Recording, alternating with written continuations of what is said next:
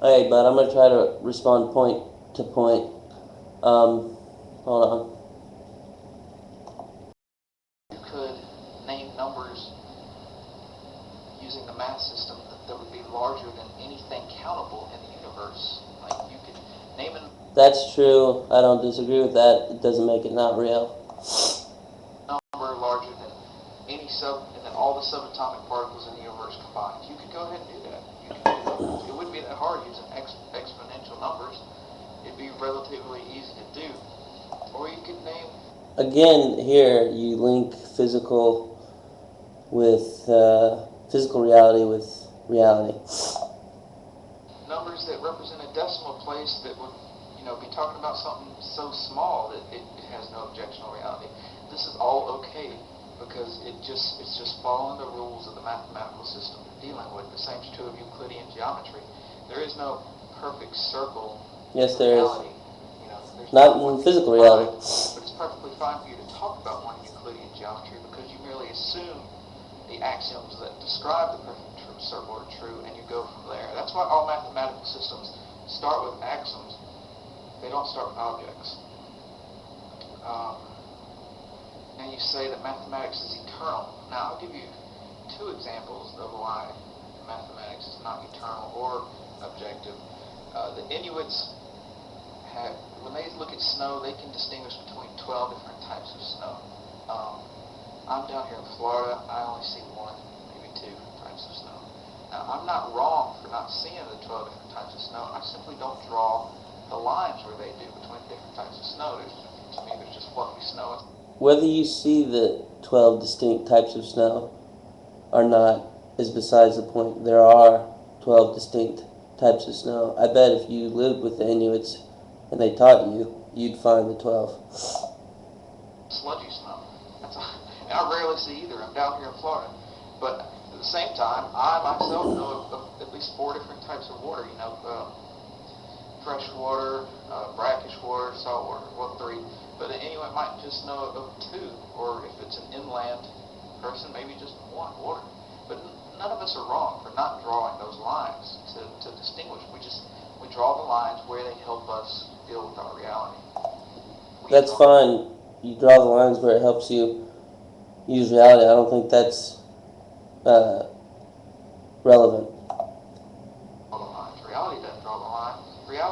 Reality does draw the line. If it drew the lines, it would draw it down at the subatomic level. And this is a theme you keep coming to. Just because something is composed of something more basic, then somehow the less basic entity is not countable. I disagree with that concept. It is countable in the exact same way that the subatomic or sub-Coke can particles are countable.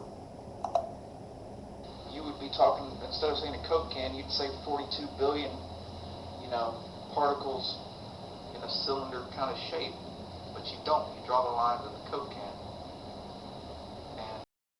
And that way, we are responsible for numbering the universe, that the universe does not number itself.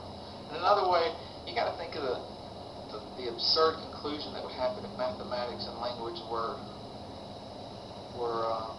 eternal. Let's look at Euclidean geometry. Like I said, there's no perfect circle in nature.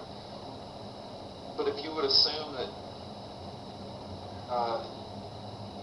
there was, just simply because we can, think of one in mathematics, then you would have to think before there was, go way back, right after the Big Bang, before there was even a solid substance. You're telling me there was a perfect circle? Yep. Waiting to be discovered? Yes. It's just sitting there waiting for humans to form 14 billion years later, yes. evolve into intelligent creatures, and then discover it? Yes.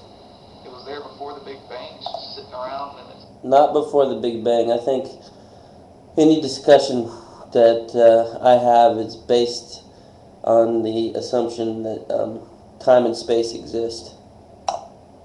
Own little universe waiting for us to come along and discover it? No, that's absurd. That's like saying the French language was there before Earth. It's just, no, it wasn't.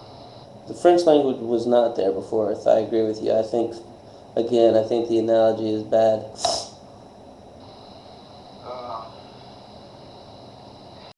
we are programmed to think about mathematics a lot. We're a currency-driven society. We deal with numbers many times more than our ancestors 5,000 years ago would have, and just a huge amount more than our ancestors 15,000 years ago would have. In fact, we deal with it so much that we think it has an objectional reality. But you used my hand example, and you said, well, there are 5 fingers. And I say, where?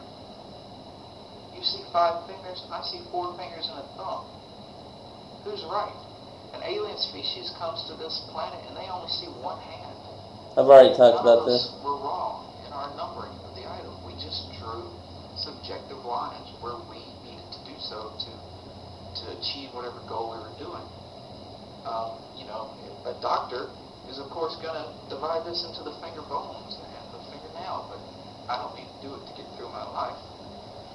And that's the subjective. However we apply math, Theoretical mathematics. however we apply math, has nothing to do with the argument either. Math is there. It was there before we applied it to anything, and I've already talked about that.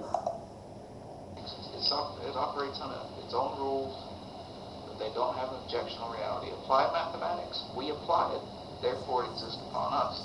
And we also made the rules for theoretical mathematics, so those didn't exist without us.